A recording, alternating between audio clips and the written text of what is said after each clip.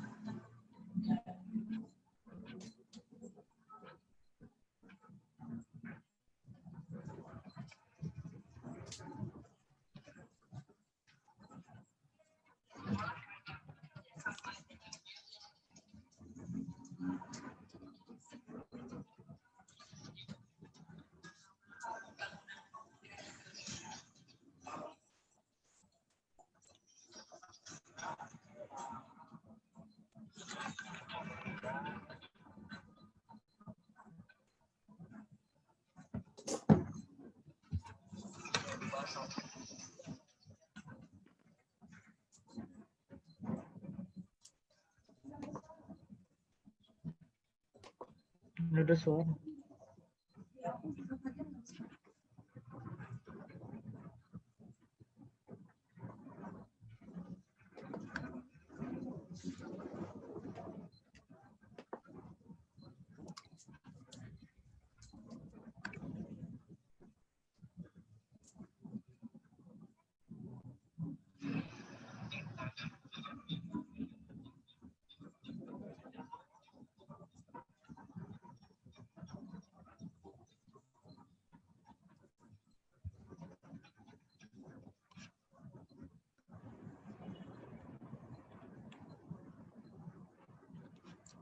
Ya, oke.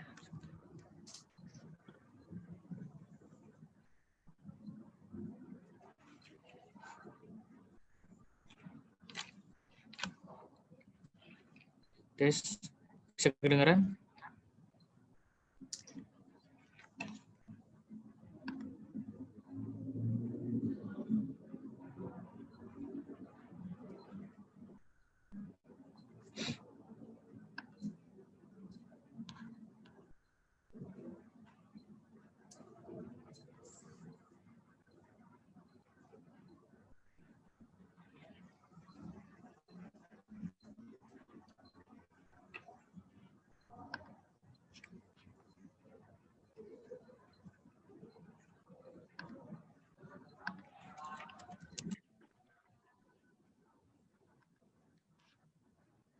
Lima menit lagi kita mulai ya.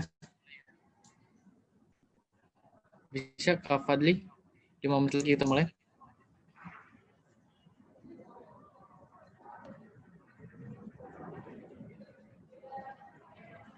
Kak Fadli coba cek ya, mikrofon. Terdengar jelas.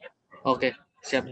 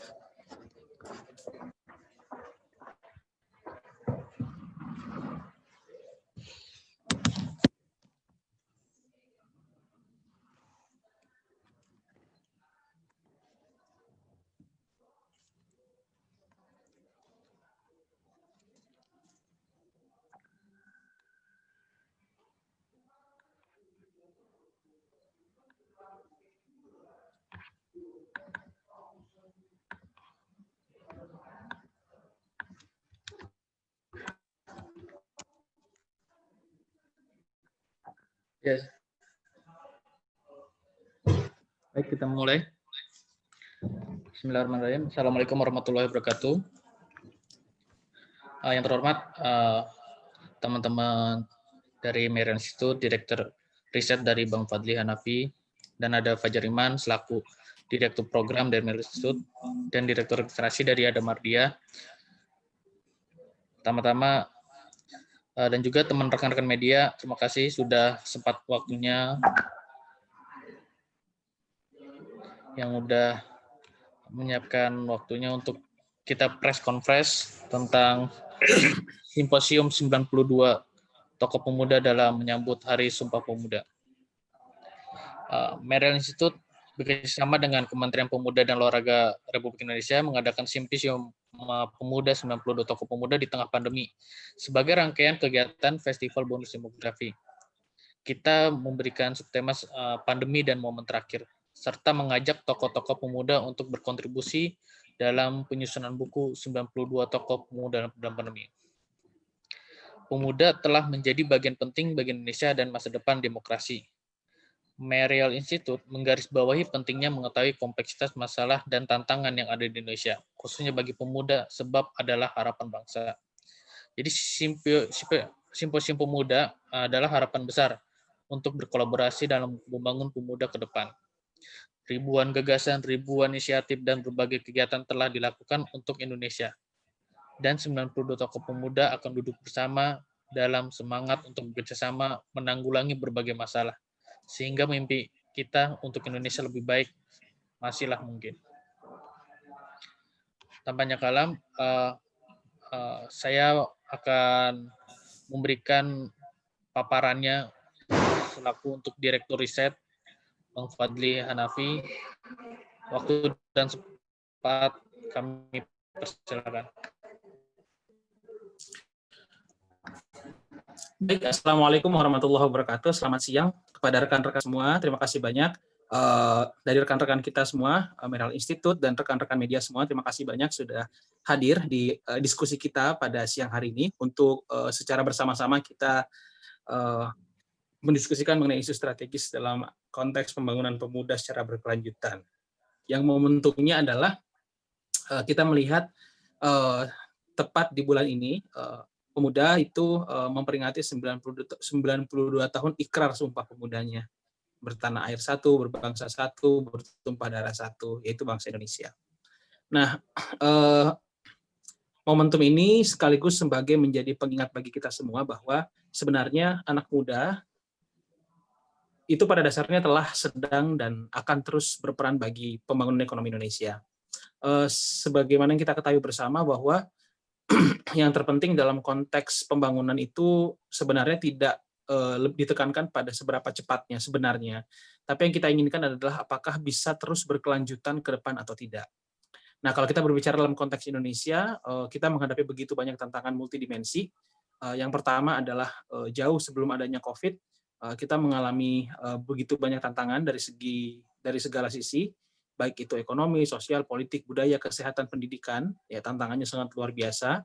Kemudian yang kedua adalah sejak pandemi COVID ini mulai melanda dan menghantam seluruh sektor strategis awal tahun ini, maka tantangan itu semakin berat. Di sisi lain, sebagaimana yang telah dirilis oleh Badan Pusat Statistik bahwa pada periode 2030 nanti dependensi rasio kita akan meningkat. Yang bermakna adalah beban usia produktif untuk menanggung yang belum dan sudah tidak produktif lagi tentunya akan semakin berat. Prediksi-prediksi ini memberikan satu indikasi bahwa tantangan ini sangat serius. Karena jika kita merujuk kepada rilis data BPS, maka terhitung sejak tahun depan kita masih punya sekitar 10 tahun lagi sebelum beban kita benar-benar berat untuk mempertahankan dan mewujudkan pembangunan berkelanjutan. Nah, yang berikutnya adalah kenapa sih kita dalam posisi yang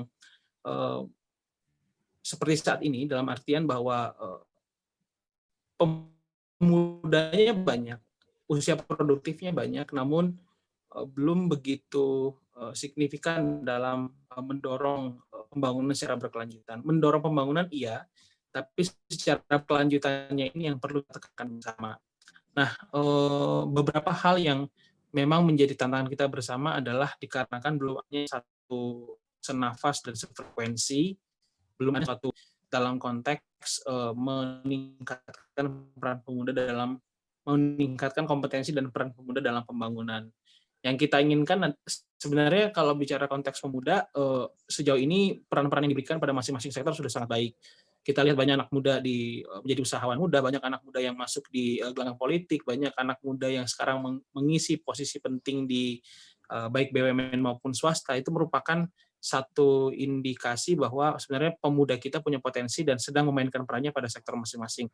Namun kalau kita berbicara pada kacamata yang lebih makro, kita ingin bahwa peran-peran ini memang tidak hanya memberikan dampak positif secara sektoral, tapi juga memberikan dampak yang berkelanjutan secara lebih agregat, lebih makro gitu, sehingga kita dapat mewujudkan pembangunan berkelanjutan.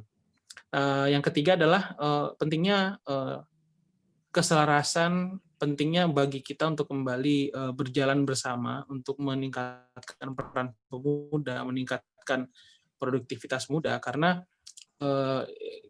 dari sisi ekonomi sendiri telah diprediksi bahwa jika kita tidak serius mengoptimalkan peran-peran faktor produksi dalam jangka panjang, yang dalam hal ini khususnya adalah sumber daya manusia, maka Indonesia akan diramalkan menjadi negara yang tua sebelum kaya. Jadi kita akan menjadi negara yang tua sebelum kaya, kita akan terjebak dalam negara berpendapatan menengah atau middle income trap, dan tentunya kita tidak ingin ini terjadi. Nah, kita pengen 10 tahun sisa ini kita benar-benar memanfaatkan momentum, ya, karena sebenarnya starting point-nya itu adalah di 4 tahun pertama. Jadi 2021 sampai 2024 ke depan itu merupakan penentu utama sisa sebelum dependency rasio kita benar-benar meningkat.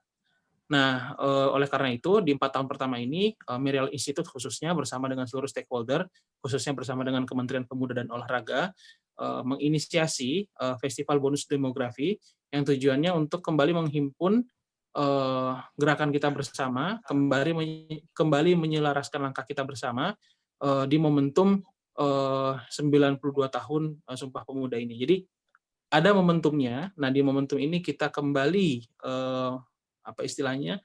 Kita kembali merefleksi, ya. Kita kembali sama-sama melakukan refleksi terhadap apa yang sudah kita lakukan sejauh ini dalam konteks pemuda, baik pemuda sebagai objek, sebagai subjek maupun sebagai objeknya. Nah, oleh karena itu momen 92 tahun ini merupakan momen yang sangat baik, ya.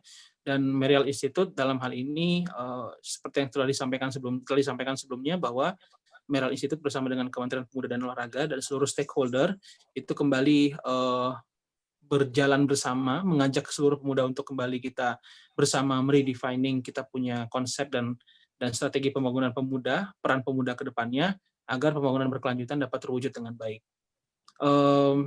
Acara ini juga merupakan salah satu bentuk untuk mengumpulkan dan menginventarisir ide-ide brilian dari tokoh-tokoh muda yang ada di seluruh sektor, lintas sektoral, untuk memberikan pandangan dan masukannya, memberikan ide-idenya, memberikan strategi mengenai bagaimana strategi pembangunan dan peran pemuda ke depannya. Nah, ini merupakan momen yang sangat baik untuk kita semua, karena seperti yang kita ketahui bahwa walaupun proporsi anak muda dalam struktur demografi itu dominan, tapi perlu kita pahami juga bahwa Indonesia sudah mulai masuk aging population saat kita masih masuk dalam kategori negara berpendapatan menengah. Nah, ini harus segera kita antisipasi, dan harapan kami di Merial Institute bersama dengan Kemenpora itu hari ini, bulan ini merupakan momentum kita untuk kembali menguatkan langkah, karena sekali lagi momentum terakhir kita di 10 tahun ini, makanya tema yang diusung adalah pandemi dan momentum terakhir, dan hilangnya momentum. Kemudian penentu keberhasilan berhasil atau tidaknya kita optimalkan 10 tahun ini itu bergantung di 4 tahun pertama. Karena jika 4 tahun pertama ini kita optimalkan, namun keajaiban yang terjadi. Tapi tentunya anak muda tidak seperti itulah. Anak muda harus kita inisiatif, proaktif, dan kita segera mengeksekusi apa yang dapat kita lakukan untuk mewujudkan pembangunan berkelanjutan ke depannya. Kira-kira itu pengantar awal dari saya, dari Merial Institute. Terima kasih. Baik, terima kasih untuk Direktur Riset Bang Fadli Hanafi Muhammad. Sekarang sesi tanya jawab. Jika ada teman-teman rekan media ada yang mau menanyakan tentang simposium 92 tokoh pemuda dalam Festival Pornografi Pandemi dan momen terakhir, waktu dan tempat untuk rekan media, dipersilakan untuk bisa menanyakan. Carlos, Mas, suara pembaruan. Oh, baik, siap, Carlos. Pak Carlos. Iya, mohon izin. Ini terima kasih, acaranya bagus. Saya bisa dijelaskan lebih detail mungkin soal tempat, waktu, dan kemungkinan para tokoh yang hadir gitu. Itu yang teknis ya. Terus yang berikutnya itu apa ya? Pandangan dari Merial Institute sendiri terhadap situasi kekinian khususnya setahun terakhir ini, di mana anak muda itu pemuda itu kerap ya kita tahu terlibat dalam aksi-aksi anarkis gitu, dan ini tentu tidak produktif ke depannya. Apakah ada tanggapan? Itu saja sih, terima kasih. Baik, terima kasih Pak Mas Carlos. Dari Pak Fadli Hanafi, di selaku Direktur Riset bisa Baik, menanggapi. terima kasih Mas Carlos untuk pertanyaannya. Tadi ada 2 pertanyaan ya. Mungkin untuk pertanyaan pertama Mas, perihal teknis nanti bisa dibantu sama Bang Fajar atau Kak Mardiah ya untuk menjelaskan mengenai tempat dan konsep acara. Tapi saya akan fokus ke yang kedua mengenai kondisi kekinian. Jadi kalau kita melihat pemuda sebagai individu, mungkin kita perlu dalam menjawab pertanyaan kedua ini kita perlu memisahkan antara memandang pemuda sebagai individu dan memandang pemuda sebagai penerus bangsa. Kalau kami di Memorial Institute melihat bahwa kondisi-kondisi 1 tahun terakhir ini tadi di-highlight oleh Mas Carlos, pemuda-pemuda yang tidak melakukan tindak anarkis dan tidak produktif, ini kan tentunya kurang baik ya dalam dalam jangka panjang. Di sini kami memandang bahwa apa yang terjadi oleh anak muda itu kita melihat dalam konteks individunya. Anak muda itu identik dengan energi yang besar, energi yang sangat luar biasa, energi yang bahkan berlebihan gitu. Sehingga memang tugas dari kita semua stakeholder yang memiliki concern serius terhadap pemuda dan juga pemerintah yang memang punya tanggung jawab yang diamanahkan oleh konstitusi mengurusi rakyatnya, termasuk dalamnya pemuda, itu memang kita harus menyediakan wahana-wahana bagaimana anak muda bisa mengaktualisasikan energinya dengan positif. Memang sekali lagi bahwa jika energi ini tidak teraktualisasi dengan baik, maka memang akan cenderung berakhir atau tersalurkan pada hal-hal yang tidak produktif seperti yang sudah di-highlight oleh Mas Carlos tadi. Kemudian yang kedua adalah kalau kita memandang anak muda sebagai penerus bangsa, nah kita akan berbicara mengenai kualitas anak muda, baik dari sisi pendidikannya, kesehatannya, dan kualitas secara ekonomi. Kalau kita bicara pendidikan kesehatan, ini tentunya domainnya domain pemerintah sebenarnya kalau kita bicara fasilitas dan kebijakan kesehatan. Namun kita dari bawah juga, dari anak muda, khususnya dari Memorial Institute, ya, itu berpandangan bahwa pemuda bisa hadir untuk memberikan kontribusi pemikiran strategis untuk inovasi-inovasi, khususnya ya, inovasi di bidang kesehatan dan pendidikan. Karena memang dengan jumlah kita yang sangat banyak, ya kita menyadari bahwa belum semua kita anak muda bisa diakomodir secara secara masif, belum bisa diakomodir secara masif maupun berkelanjutan. Tapi itu kalau konteksnya kita hanya mengandalkan pemerintah. Oleh karena itu memang agar anak muda, maka di sini anak muda sendiri kita sama-sama memberikan peran-peran strategis baik secara langsung maupun melalui inovasi-inovasi ide. Agar bagaimana anak-anak muda ini bisa terfasilitasi dan energi, ide dan pengetahuan semua bisa teraktualisasi secara positif. Kira-kira seperti itu. Mungkin yang teknis bisa disampaikan oleh Kak Fajar atau Kak Mardiah. Terima kasih, saya kembalikan ke Kak Huzaifah, ke Kak Hafiz. Siap. Untuk pertanyaan pertama, aku jawab ya. Oke, silakan Kak Fajar. Ya, terima kasih. Terkait tempat, kita insya Allah tanggal 25 Oktober ini akan melakukan hybrid event di Jakarta Theater. Kemudian kalau untuk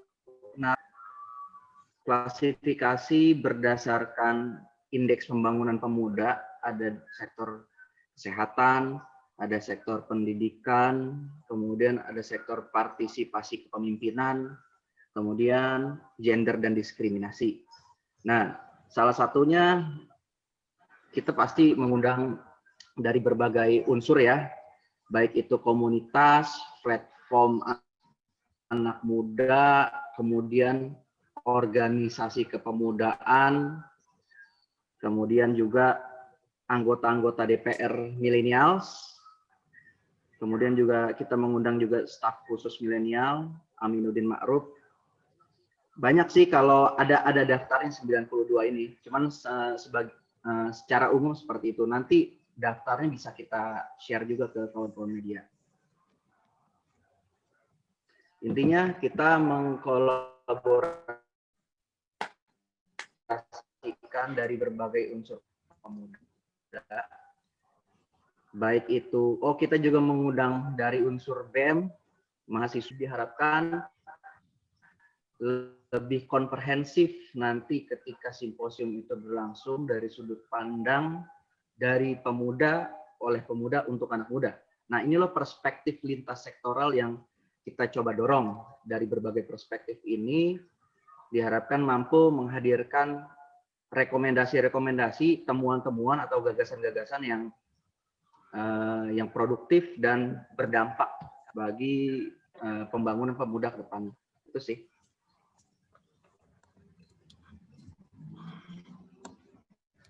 Baik, terima kasih Kak Fajar selaku Direktur Program. Jika ada teman-teman rekan media yang ingin bertanya lagi, silakan waktunya.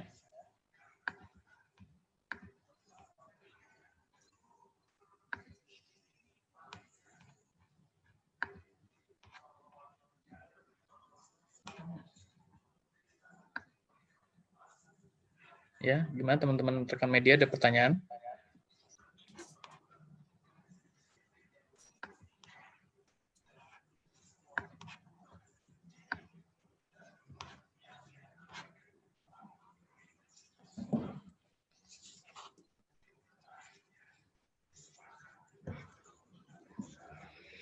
Berikut ini rangkaian acara nanti di Jakarta Theater yang Solo tanggal 25. Kita ada inspirasi dari 5 menteri dan juga ada 92 tokoh. Nanti kita berdiskusi bagaimana kita meningkatkan indeks pembangunan pemuda itu sendiri karena kita melibatkan pemuda. Oke, ini ada Mas Indra mau bertanya. Di event nanti ada konsep yang mengusung revolusi mental dan budi pekerti budaya. Dari Mas Indra lewat chat bertanya. Karena ada sedikit gangguan tadi ada info. Kak Fadli bisa menanggapi? Oke, terima kasih buat Ya, Mas Mas Indra Indra tadi ya, Mas Indra ya. Oke, terima kasih pertanyaannya buat Mas Indra. Jadi konsep mengenai budi pekerti maupun revolusi mental nanti kita akan akomodir di diskusi bersama dengan perwakilan 92 tokoh karena di salah satu sektornya ada aspek kepemimpinan dan pendidikan juga ya kalau tidak salah ya Kak Fajar ya. Jadi nanti akan diakomodir di situ. Yang kedua adalah konsep tersebut akan disajikan pada buku yang kita akan rilis yang tajuknya adalah 92 pemikiran, 92 tahun pemikiran anak muda. Ada semua di situ nanti. Sehingga nanti bisa kita kita follow up bersama.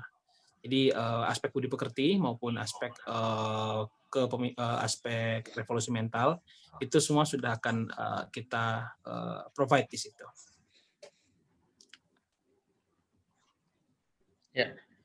Gimana Mas Indra, ada tanggapan? Ada dari Kak Upi Wijaya dari Times Indonesia. Goal dari simposium ini apa dan tindak lanjutnya seperti apa?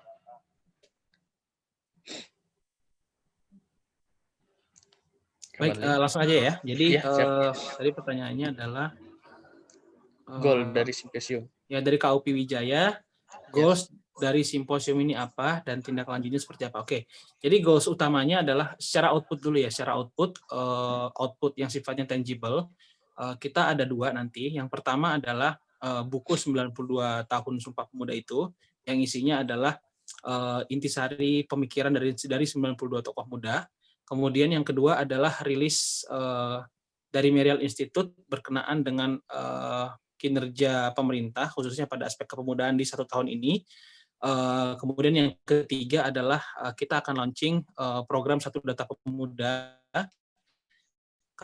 karena kami di Merial Institute memiliki keyakinan yang fundamental bahwa jika kita bicara berposisi sebagai inputnya. Nah, kemudian goals dalam jangka panjang itu kita ingin sinergi antara pemuda, sinergi antara kementerian dan lembaga negara, yang sebenarnya ini merupakan bentuk dari tindak lanjut atas Perpres 66/2017 yang sebelumnya sudah didorong oleh Merial Institute untuk disahkan oleh Bapak Presiden Republik Indonesia, sehingga memang tinggal aspek implementasinya, karena payung hukumnya sudah ada. Jadi Perpres, mungkin in brief saja bahwa Perpres 66 2017 itu sebenarnya fokusnya untuk mengatasi salah satunya silo yang terjadi di seluruh stakeholder, di mana silo ini kan agak menyusahkan kita untuk mewujudkan pembangunan berkelanjutan, sehingga melalui Perpres ini, Peraturan Presiden 66 2017, ini menjadi basis kita untuk menyelaraskan kembali arah kebijakan kita, sehingga bisa lebih akseleratif dan bisa lebih berkesinambungan untuk meningkatkan kualitas pemuda. Kira-kira itu output-nya. Nah, outcome-nya sendiri kita berharap di 4 tahun pertama, keberhasilan dari program-program tersebut sudah terlihat di 4 tahun pertama, sehingga kita bisa mengejar momentum di 6 tahun terakhir sebelum dependensi rasio kita benar-benar meningkat. Jadi kita memang di Merial ngasih batasnya itu di 2030. Kira-kira begitu. Ada pertanyaan lagi nih Kak, dari Rika Yos dari HR Mister. Kesempatan pemuda yang berkebutuhan khusus ini apakah akan diakomodir dari event ini? Oh iya, tentu. Ya, jadi kita tidak membatasi klasifikasi atau kondisi pemuda ya. Jadi semua anak muda dari seluruh sektor, dari seluruh bidang, dari seluruh kelas sosial, dari seluruh aspek itu kita akan akomodir. Nah, mungkin yang perlu kita garis bawahi bersama bahwa momen simposium ini sebagai pemantik, mungkin ya, kita bisa katakan seperti itu, sebagai pemantik, sebagai trigger untuk seluruh anak muda itu kembali bersama untuk menyamakan strategi, menyelaraskan peran-peran agar bisa segera kita mewujudkan pembangunan berkelanjutan, kira-kira seperti itu. Yang jelasnya spesifik ke pertanyaan tadi bahwa apakah yang berkebutuhan khusus terakomodir, ya sangat diakomodir. Kita akan rilis segera nanti programnya setelah simposium ini selesai bersama dengan seluruh stakeholder. Kira-kira seperti itu. Terima kasih Kak Fadli. Ya. Mungkin dari press conference hari ini yang berlangsung mungkin cukup. Nanti kita akan kirim rilisnya ke teman-teman media. Jadi kita di Merial Institute sendiri kita memang berkonsen ke pemuda ya. Jadi mendorong pemerintah untuk berinvestasi pada masa depan bangsa dengan kebijakan pembangunan kepemudaan yang terintegrasi. Jadi membangun komunitas anak muda yang kreatif, yang percaya pada kemajuan. Jadi Merial Institute menggelar kelas-kelas yang fokus untuk menggali anak muda itu sendiri dengan wawasan kalian menghadapi era digital, serta menyalurkan pendampingan kelompok muda yang kehilangan akses pendidikan dan pekerjaan. Karena salah satunya ada di indeks pembangunan, itu pendidikan, jadi kita terfokus juga ke sana. Merial Institute juga didirikan oleh dan untuk anak muda Indonesia. Anggotanya ada pengurus dan jejaring kemitraan dari berbagai dari peneliti, penulis, dan pekerja kreatif.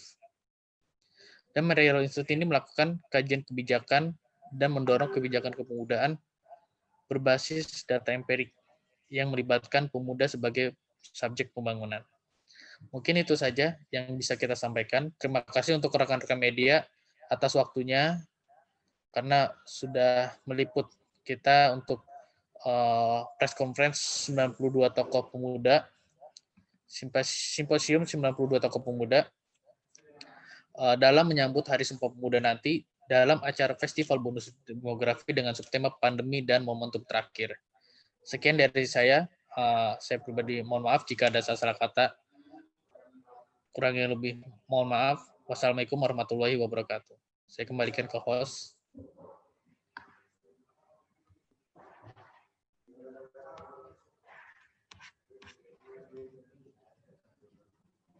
Terima kasih untuk rekan-rekan. Salam sehat, jaga kesehatan, perbanyak makan, karena makan meningkatkan imun.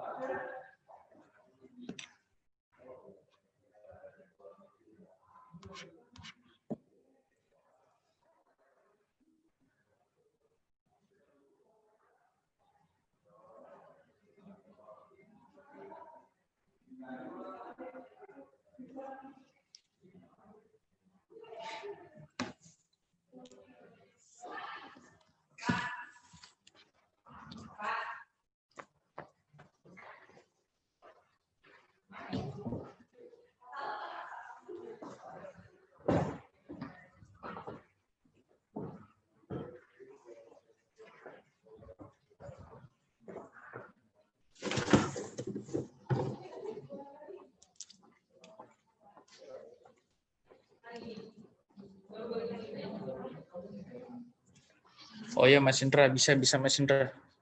Bisa ikut webinar selanjutnya, nanti bisa saya komunikasi ya.